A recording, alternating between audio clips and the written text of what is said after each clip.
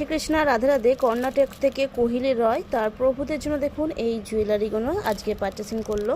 তো এগুলো উনি আজকে নিলেন, কিন্তু ডেলিভারি পড়েছিলেন। এই সমস্ত কিছু উনি পারচেসিং করেছেন লাইভে।